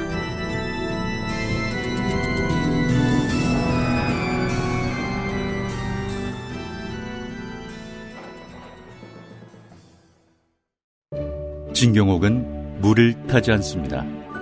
진경옥은 대량 생산하지 않습니다. 진경옥은 항아리에서만 중탕합니다. 진경옥은 엄선된 원료만 사용합니다. 진짜를 찾는다면 진경옥입니다.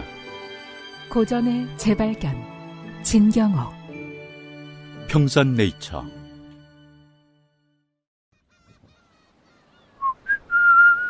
여기가 천국이구만. 바닷소리 좋고. 아, 시원하다. 어디? 맛 좋다. 여보, 지금 거실에서 뭐해? 바다, 그리고 술. 맥주만 있으면 뭐해? 술안주는 바보상회. 바보상의 안주 광고를 하고 가겠습니다. 네. 각종 산지에서 걷어올린 고퀄의 안주, 방건조 오징어, 아기꼬리포, 오징어 잎 등 다양한 제품이 총망라되어 있습니다. 저도 이제 이번에 추석 때 놀러 가려고 이만큼 사다 놓고 자가격리하면서 다 처먹었죠. 자가격리할 때 짱이에요. 개짱. 아, 근데 저는 되게 속상했어요. 아, 이렇게 쓰려고 샀다기에 너무 비싼데. 그리고 풀쌀 때도 짱이에요. 근데 맛있긴 했어요. 요즘 유행하는 술집 있잖아요, 역할맥. 뭐예요, 이게? 아, 그래요. 그 역할맥의 할머니가 그려져 있는 맥주집. 그 역할맥의 원조가 이리시가 지금 익산인가? 네. 거기는 엘베강이라는 술집이 원조잖아요. 아, 그래요? 네, 그 술집이 원조예요. 그 엘베강의 유명한 안주가 오징어 잎이었대요. 왜 술집은 다 전북에서 퍼지는 거죠? 그 오징어 잎을 바보상회에서도 만나보실 수 있습니다. 훌륭합니다. 요거 그냥도 드시는데 집에서 버터에 한번 굴려 드셔도 괜찮아요. 좋습니다. 프라이팬에 돌려가지고. 혼술 세트와 단품들로 이루어진 다양한 구성입니다. 마트에서는 당연히 볼 수 없는 합리적인 가격이에요. 그렇습니다. 네, 왜냐면 품질도 굉장히 좋거든요. 네. G4 같은 건 막 미치겠어요. 요즘은 손님이 오시면 웬만한 걸 다 배달 음식으로 해결하거나 픽업으로 해결하실 수 있죠. 네. 유일하게 안 되는 분야가 여기입니다. 그렇죠. 이것만 따로 챙겨 놓으십시오. 액세스몰에 있습니다. 바보상의 안주예요. 아스트랄 뉴스 기록실 뉴스 아카이브.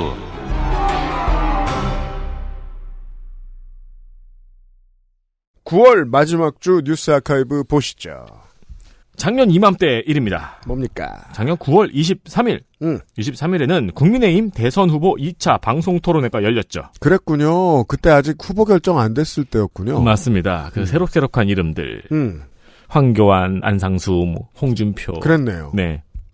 이 토론회에서 후보들이 윤석열 후보가 자신의 공약을 베꼈다고 집중적으로 질의를 했습니다. 아, 마치 롯데와 중소기업들이 모여 앉은 자리 같았겠네요. 그렇죠. 네.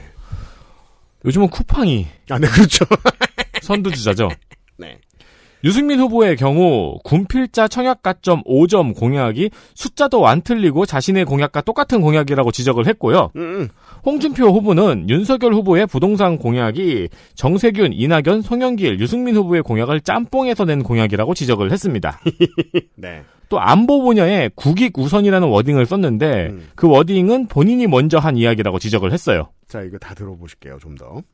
원희룡 후보는 코로나 회생 공약 중 100조 원의 예산을 조성을 해서 50조 원은 자영업자 손실 보정, 그리고 50조 원은 취약계층에게 지원하겠다는 공약을 윤석열 캠프에서 똑같이 갖다 썼다고 지적을 했어요. 네.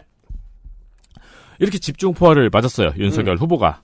그러자 윤석열 후보는 제 공약 갖다 쓰시고 싶은 분들은 얼마든지 갖다 쓰시라. 공약에는 특허가 없다고 발언했습니다. 그러니까 이제 유승민 후보가 공약은 베낄 수 있다 쳐도 공약을 이해는 하고 계신 건지 걱정된다고도 말했습니다. 유승민 의원에게 흔히 볼 수 있는 날카로움이죠. 아, 그렇죠. 그런 다음에 이제 이때로부터 시기가 한 5개월 지나가면은 우리 대선 대센 방송에서 윤석열 후보의 공약이 문재인 정부의 정책과 똑같다는 것을 주로 지적을 했죠. 기억나십니까? 대선 기간에 저기 매니페스토 실천본부 있잖아요. 거기서 각 후보한테 질문지를 돌렸어요. 네. 그런 다음에 그 답변지를 받아가지고 업로드를 했는데 그거 지금 찾아서 다운받아서 보니까 재밌는 게 많더라고요. 네. 여기서도 또 재밌는 통계를 찾았는데, 질문 중에 그게 있어요. 문재인 정부의 100대 과제를 표로 쫙 놨어요. 네. 그 옆에 칸이 2칸이 있는 거예요. 수정보안, 보류 폐기. 아, 100개를 쭉 늘어놓고, 옆쪽에 2-3칸을 놓고, 네. 2칸을 놓고, 수정할 것이냐, 없앨 것이냐. 그렇죠. 그러니까 수정보안이 한 칸, 보류 폐기가 한 칸, 이런 식으로 돼 있었는데, 이걸 100개가 쫙 있었는데, 네. 제가 이걸 세봤어요. 보류가 하나, 폐기가 셋, 빼고 나머지 96개는 전부 다 수정 보완입니다. 이러면 우리는 사실 민주당 정권을 재창출한 거예요. 그렇죠. 민파들은 기쁩니다. 네. 물론 이제 진행되는 정책을 폐기하는 것보다 수정 보완하는 것이 가능하다면 바람직한 방향이긴 하죠. 예산도 들어갔고 공무원들은 안 받겠잖아요, 또. 네. 근데 우리가 대선 기간 윤석열 캠프 그리고 지금 윤석열 정부에서 맨날 하는 말을 떠올려 보면 뭔가 이상하죠.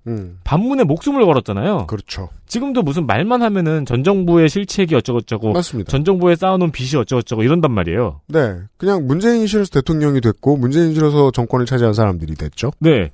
근데 이 정권이나 이 공약이나 이런 것만 보면은 우리는 그냥 정권을 재창출했어요. 그렇죠. 너무 좋죠, 사실은. 네. 공약 이행률을 생각하자면은 지금은 말하기에는 아직 좀 이른 시기죠. 네. 근데 이미 이 이른 시기에 후퇴한 공약이 상당히 많습니다. 일단 말이 많았던 소상공인 1,000만 원 기초지원금 지급.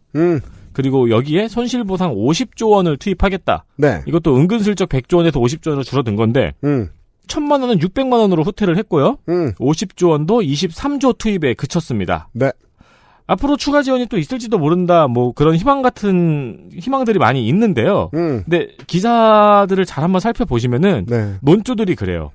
뭐 중기청 아니면 뭐 중소기업, 뭐 소상공인 이제는 지원보단 체질 강화. 이제는 성장할 때 같은 이야기를 주로 하고 있습니다. 네. 그러니까 추가 지원은 없을 것 같은 뉘앙스죠. 그렇죠. 그러니까 그때 손실보상이라는 이름의 바지를 입고 있었다는 사실을 알 수 있습니다. 네. 그리고 놀랍게도 지금 제일 신기한 게 이거예요. 정부하고 언론이 코로나가 없는 척하고 있어요. 그죠. 정권이 바뀌면서 자동으로 없어진 증세가 하나 있죠. 백신 후유증. 을 고칠 수 있는, 예방할 수 있는 가장 좋은 방법은 윤석열 당선이었던 것입니다. 적어도 대한민국 언론의 세계에서는요. 진짜 이상해요. 막 8만 명 넘고 그러는데 그 잠깐 나오고 말고 그때 백신 피해자들 데리고서 행사했었던 정의당은 이 사실을 지금 느끼고 있어야 됩니다. 네. 와, 윤석열이 당선되더니 피해자도 없어지고 피해 호소도 없어졌구나. 네. 그리고 소상공인을 위해서 원래 50조는 못했지만 뭐 약속도 해놨고 23조도 일단 투입을 했고요. 그러고 나서 소상공인을 위해서 대형마트 의무 휴업 폐지를 꺼냈죠. 그랬죠. 요것도 이제 후퇴를 했죠. 요걸 많이 먹고. 사병 월급 200만 원도 임기 내로 후퇴를 했죠. 그렇습니다. 원래는 그래서 20대 초반이나 군인들이 바랬던 공약이 지금 중학생들이나 기다릴 수 있는 공약이 되었어요. 저는 사실 그나마 후퇴한 것들 중에 가장 바람직하게 후퇴됐다고 보긴 합니다만. 아니 근데 그때부터도 불가능하다고 얘기했잖아요. 다만 제가 이런 얘기를 하는 건 완전 지엽적인 게 그 에디터가 짚어주고 있는 큰 그림을 봐야죠. 줏대가 없고 방향성이 없으며 그렇다 보니까 쉽게 바뀌어요. 그런 얘기를 해주고 있는 거예요 지금. 그런 애들 있었잖아요. 사실 제가 단적으로 그런 애인데 과제 대충 하고 말빨로 때우는 타입.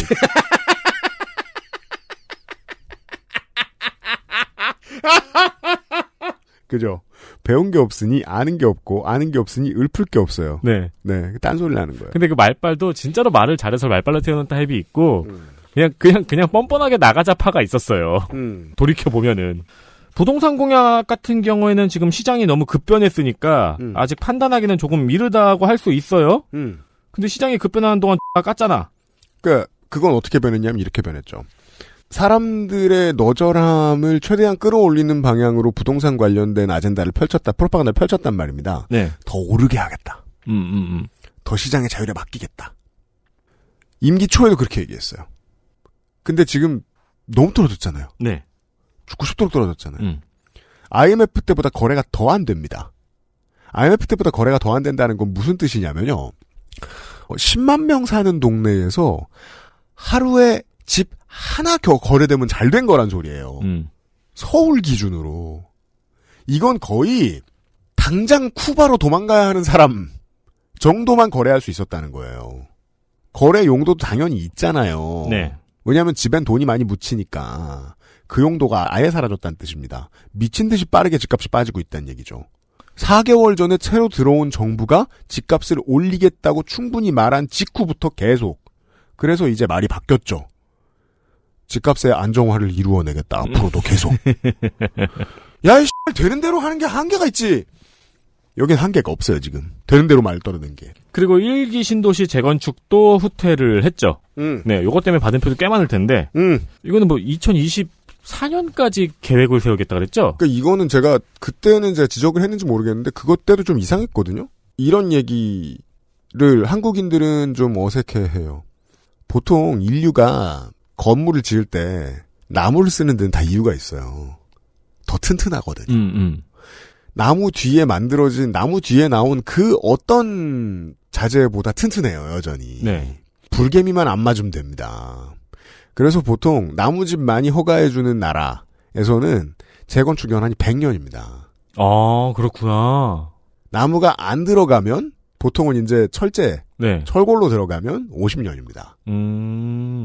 그래서 한국인들한테는 50년이 있는 거예요, 언제나 머릿속에. 콘크리트의 구조 연한 그리고 또 내부에 가스관하고 전기선 휘는 거 뭐 이런 거 다 따져가지고 보통 35년, 30년 줍니다. 그랬으면 1기 신도시는 새로운 계획을 세울 필요가 없어요. 어차피 재건축 대상이 됩니다. 네. 이게 뭐가 이상해? 재건축한다고 홍보를 왜 하냐고. 이상하지 않습니까? 저를 뽑아주시면 12월 25일이 크리스마스가 되게 하겠습니다랑 뭐가 다르냐는 거예요. 그렇죠. 그러니까 그리고 2024년에 마스터 플랜을 세운다고 했잖아요. 2024년에 계획이 그러니까 뭐가 진행되는 게 아니라 그때까지 계획을 발표하겠다고 했잖아요. 그땐 이미 재건축이 돼요. 30년이 지나서. 그리고 이명박 정권 때 겪었습니다만 집값이 내려가면 3, 4년씩 계속 내려가기 때문에 어차피 그때 안 지어요. 사람들이 지으려고 안 한다고. 아이고 참. 어쨌든 공약 이행률을 확인하기에는 아직 조금 이른 시기이지만 그 사이에 꽤나 많은 공약 이행률을 확인할 수가 있었습니다. 네. 그러니까 가만 보면은 지금 공약을 만들고 있는 것 같은 느낌이 세요. 네. 그리고 뭐 앞으로 임기 많이 남았으니까 그래도 좋은 공약 지금이라도 많이 만들어가지고 정책 겁나 잘 만들고 그래가지고 막 일 되게 잘할 수도 있겠죠. 자, 저는 이런 철학을 좀 짚고 싶습니다. 일관성이 하나 보입니다. 되는 대로 오죠, 되는 대로. 집히는 대로. 네. 심지어 정치를 하기로 결정한 것부터가 다 되는 대로였습니다. 집히는 대로였습니다. 우리 목요일 날 뉴스 라운드업 할 때 뭐라고 했죠? 남양유업이 그 대법원 판결을 받은 다음에 모성 보호를 최우선으로 생각하는 남양유업은 앞으로도 다양한 제도를 통해 임직원의 출산, 임신, 육아를 적극 지원하겠다고 했죠. 저는 이게 다른 나라 언어에 익숙치 않아서 아직 못 봤습니다만 한국과 일본의 공통점 중에 하나라고 봅니다. 상관없는 문장을 엮으면서 그게 상관이 있다고 생각해요. 이게 무슨 뜻이냐면 말은 뱉으니까 책임을 요구하잖아요. 네. 책임 있는 말을 A를 던져놓고 상관없는 말 B를 던져놓고 그 둘을 붙이거든요. 예를 들면 이런 식입니다. 팬 여러분들이 사랑해 주시는 만큼 앞으로도 최선을 다하겠습니다. A 문장과 B 문장은 상관이 없어요. 하시는 만큼이라고 붙일 이유가 전혀 없어요. 네. 서로 책임질 존재가 아니에요. 근데 팬 여러분이 굉장히 싫어할 수 있잖아요. 그래서 최선을 다 안 할 수도 있죠. 팬 여러분이 싫어하시는 만큼 일 열심히 안 하겠습니다. 네. 웃기잖아요. 이렇게 상관없는 말을 붙여서 말을 해도 말이 된다는 착각 같은 걸 해요. 이거 되게 신기한 집단 최면입니다. 이렇게 말했으면 누가 그 말은 앞뒤가 안 맞다고 지적해야 되잖아요. 한국이나 일본에서는 그냥 사람들이 다 그냥 그러느냐. 이렇게 지나갑니다. 온 사회에서 다 그런 말하는 습관이 배어 있습니다. 상관없는 말 붙여쓰기, 상관없는데 막 던지기. 그 약간 인스타 감성인데. 그래요? 약간 인스타에 아무 사진이나 올려놓고 아무 말을 한 다음에 대충 밑에 영어 이름을 적으면은 명언 같다고. 그냥 막 저희 뭐 여기 지금 헤드폰 사진 찍어가지고 올린 다음에 헤드폰이 귀에 가해지는 영향은 내 영혼의 양식에 비하면 아무것도 아니다. 이거 아무 의미도 없는 말이잖아요. 그래서 그런 거 있잖아요. 왜 오프라 윈프리 얼굴 나온 다음에 옆에 네. 내가 언제 그랬냐고. 그렇죠. 공자. 여기서 제가 말씀드리고 싶은 건 말은 책임의 영역에 존재한다는 거예요. 책임을 내려놓은 말은 아무 말이잖아요. 아무 말이 횡행하는 사회의 대표로서 손색이 없는 대통령 같다는 겁니다. 이렇게 아무 말을 해도 말이 된다고 생각하는 나라는 책임을 잘 지고 말이 되는 말만 하는 사람이 나왔을 때 그 사람이 뭘 잘하는지 못 알아봐요. 이게 우리가 이런 대통령을 얻은 가장 직접적인 원인이라고 저는 때로 해석합니다. 옛날에 네티즌님이 아베 발언을 두고 그 얘기를 했었죠. 뭐라요? 그러니까 최대한 무슨 말을 한 것 같은데 알고 보면 아무 의미도 없는 말을 길게 하는 능력. 네. 자, 다음 뉴스도 작년 얘기입니다. 작년 9월 19일 강원랜드의 채용비리 사건이 터진 건 아니고 이게 터진 지 꽤 됐죠. 5년? 강원랜드 채용비리 사건은 2년 동안 강원랜드에서 뽑은 518명 채용자 전원이 부정채용이었던 전무후무한 사건이었습니다. 그렇죠. 이거 아직도 2명 부정채용됐다고 생각하시는 분들도 있어요. 한두 명이라고 아시는 분들 많아. 2년 동안 뽑은 518명 전원입니다. 네. 그 사이에 응시자는 4,000명이 넘었고요. 특히 그 중에서 800명은 점수 조작의 직접적인 피해자입니다. 작년 이맘때 나온 그 판결이 바로 이 피해자들, 직접적인 피해자들이 낸 소송인데요. 집단 소송을 한 거예요. 자기한테 손해를 입혔다고. 네. 자기 점수를 조작해서 떨어뜨렸으니까. 판결은 응시자 중에서 직접적인 피해를 입은 적게는 21명, 뭐 보수적으로 본 거겠죠. 많게는 800명에게 적어도 300만 원 이상을 배상하라는 판결이었습니다. 강원랜드 채용비리 사건도 지금 돌이켜봐도 굉장히 이상한 사건이에요. 네. 일단 이 강원랜드 채용비리가 공정 논란의 중심을 관통했던 사건이었거든요. 네. 그렇죠. 네. 왜냐하면 대장주예요. 대장주. 아니에요. 공정 논란의 중심을 관통했던 사건인데 사람들한테 공정 논란 물어보면은 인국공하고 조국 사태 이야기하지 강원랜드 얘기 안 해요. 그렇죠. 그리고 그보다 더 이상한 게 있어요. 네. 피해자들한테 배상하라는 판결이 나왔어요. 부정채용이 맞으니까. 이때 부정채용되었던 518명은 전원 입사 취소됐어요. 네. 그리고 청탁을 했던 염동열 전 의원도 지금 교도소에 있어요. 채용집서 사장은 심지어 염동열 의원하고 권성동 의원한테 자기가 청탁을 받았다고 자기 입으로 얘기를 했어요. 이 사람도 지금 감옥에 가 있어요. 유일하게 권성동 의원만 무죄가 나왔어요. 그렇죠. 그리고는 윤핵관이 됩니다. 근데 상식적으로 이러면 사건이 성립이 안 되잖아요.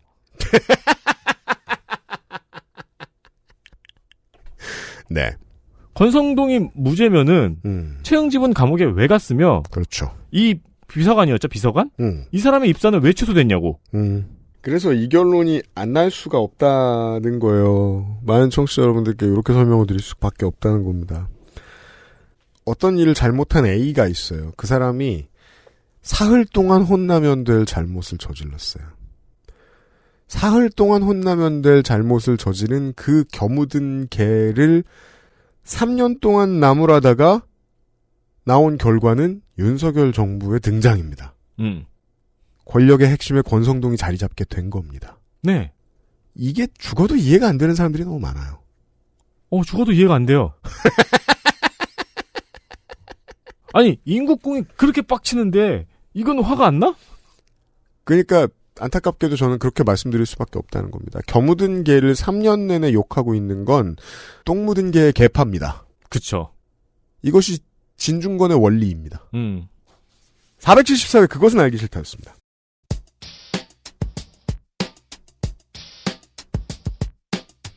제가 재감염되지 않는 이상 이달은 이제 국감 전까지는 당장 닥친 것들도 많지만 앞으로 거대한 먹구름이 오잖아요. 네. 노동을 이야기하는 한 달입니다. 지난주부터 앞으로 3주 동안.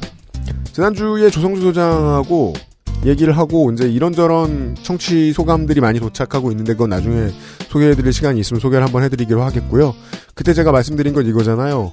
노동운동의 변화가 필요한데 그 변화는 보통 사실 누구와도 마찬가지, 어떤 분야도 마찬가지입니다. 진짜 필요한 변화는 조용한 사람들이 하거든요. 네.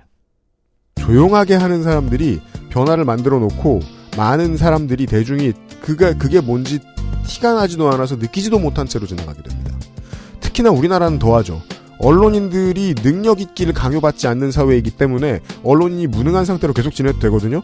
그러면 무능해진 언론인들이 이 변화를 눈치채지 못합니다. 그런 사회의 큰 변화 중에 하나, 조합이 커지는 일입니다. 조합이 크게 연대하는 일입니다. 그전에 크게 연대하지 않았나요? 그렇게 했죠. 방식이 좀 바뀌었을 따름입니다. 그런데 그 방식이 너무나 중요해서 우리의 삶 전체를 바꿀 수도 있을지 모르겠습니다. 그러면은 국정감사 전까지는 민영화 이야기하고 노동 관련 이야기가 주로 편성이 되겠네요. 네. 그런 좋게 된 땡땡땡 시간으로 찾아뵙도록 하겠고요. 생각해보면은 그러네. 아까 저희가 공약 이행률 얘기했잖아요. 줏대가 없다는 얘기도 했고. 근데 지금까지 가장 명확하게 보여준 자세는 노동에 대한 자세네요. 그거 하나만큼은 확실합니다. 네. 네. 우리 미운파들 뭐라 그랬죠?